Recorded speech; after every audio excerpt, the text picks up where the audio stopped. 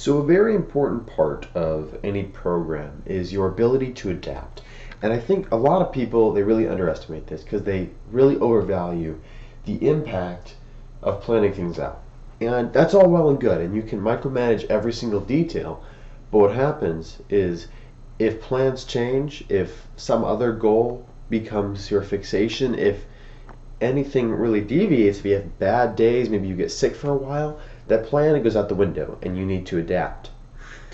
So as you can see here, this is my past plan from around 3 months ago, around maybe 2 months ago. This is my current plan. As you can see, they're vastly different. And there's reasoning why. So the biggest reason is I became aware of a USAPL meet that's coming up here pretty soon, or not pretty soon, it's down in July, and I'm going to sign up for that. Previously, I was only going to aim for a meet at the fair, at my state fair. It's a very basic bench and deadlift competition, and pretty easy, laid back, just a way to test my strength and get my name out there a little bit more. But I think the USAPL meet would be a much better idea for me because it would give me actual experience in the powerlifting competition wise, and I would be able to update my total, and it would just be a lot better experience wise than just doing the state fair. I'm actually going to try to do both of those, and they're only around 3 weeks apart. So it's not a lot of time to really build up and build that kind of strength, but I'm going to go for it anyways, just because I want to beat the records from the state fair, and I know I can for my weight class. I have the capacity to do that. So let's look into this. My past plan, I wanted to work on hypertrophy all the way down to April, May-ish area. May is where I wanted to start on strength. That's because I had this idea that I just wanted to be in the off season and I wanted to add weight and work up to the 200-pound weight classes, up around there, depending on what division you're in. And what happened is, of course, these things are a kink in there. So, and for the weight class wise, I'm going to be much more competitive right now at my current weight class than trying to jump. Eventually, I will need to jump weight classes because of my height. I'm around 6 foot. And so the issue at being 6 foot in powerlifting is you have to be probably over 200 pounds to be really competitive. There are some tall guys that do okay, but the truth of the matter is that a shorter person can add more muscle on their frame. They have better leverages, and those are the two things. They have better leverages and they have more muscle can put more muscle on their frame at a lower weight. And I don't want to compete against someone that's 5'8" and 181 pounds. Because they're going to be way more jacked than me, and it's not even going to be fair. So I want to build up weight and get up to 190s, 200s at some point, maybe next year.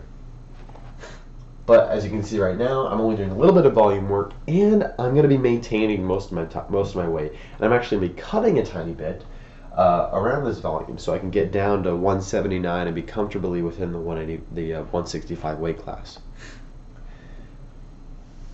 So the big difference is this chunk of time is no longer hypertrophy. So Y over here is I am peaking. I'm peaking to test my strength, to see where I'm at, my 1 rep max, because I haven't done that in a while. So I'll peak up to March-ish, around that time, taper and max out, and then recover and go back into my training cycle leading up to the USAPL meet.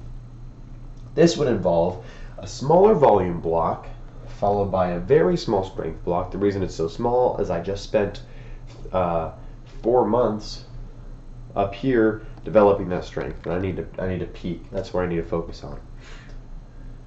So that's what I'll be doing, and I need a larger volume block so I can lose a few pounds and keep most of my muscle mass and try to stay as jacked as possible so I can leverage that later on. And my volume isn't like doing sets of 16 on like chest press on a machine or something. It's still doing 8 reps, benching 8 reps, maybe even 6 reps, and then doing some extra stuff. So I'm still getting a lot stronger during that time. I'm just focusing on building muscle mass instead of strength. That's where I'm at. And I think just kind of the takeaway from this is, even though things got way more complex, it's just the difference of goals changing. And it doesn't matter as much about the plan I originally had, because I threw that out the window. It's the plan I have now. So just know that when it comes to lifting, when it comes to life, you're going to have to change things up. And having a good detailed plan in place is great. It's perfect. This is probably going to change up. It could change up depending on other things. But having a plan that you can fall back on, a plan that you can review and you can study and you can follow, is a good foundation. And yeah, you might need to deviate here and there, but really sticking to the plan is the end goal. And the main message I want to deliver, though, is that you will have to change up your plans. And you will have to be flexible with your lifting. Because if you are not flexible, you're either going to get injured, not accomplish the goals that you want, or your progress is going to come a lot slower. So you're going to have to sacrifice something if you can't adapt and change up your plans.